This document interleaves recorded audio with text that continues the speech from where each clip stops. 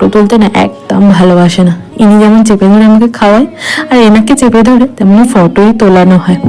হ্যাঁ, এত খাবার না উনি একা খায়নি, আমাকেও ভাগ দিয়েছিল, কারণ ওনার পক্ষে একা এতটা সম্ভব ছিল না। মুখটা দেখেছো, খাবার দেখেই তো ওনার হয়ে গেছে, এত খাবার খায় নাকি। যাই হোক, জামাই ষষ্ঠী তো খুব ভালোভাবে কাটিয়েছি। এবার জামাই ষষ্ঠীর পরের দিন মাকে অনেকটাই রেস্ট দেওয়ার চেষ্টা করেছি, কারণ পিসি ছিল, মামুনি ছিল, বললাম তোমাদের একটু ছুটি দিচ্ছি।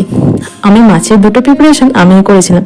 পরের দিনে লাঞ্চে মেনু ছিল গরম গরম ভাত, বেগুন ভাজা, আলু ভাজা, ঘন মসুর ডাল, চিংড়ি মাছের মালাইকারি, পাবদা সর্ষে, আর ছিল খাসির মাংস সঙ্গে চাটনি। হ্যাঁ, এই পুরো দুটো রেসিপি আমার ছিল। আর ব্লগটা কেমন লাগলো অবশ্যই কমেন্ট করে জানিও, আর ফটো তোলা তো থাকবেই। তো চলো, কেমন লাগলো কমেন্ট করে জানিও। টাটা, বাই বাই, সবাই ভালো থেকো।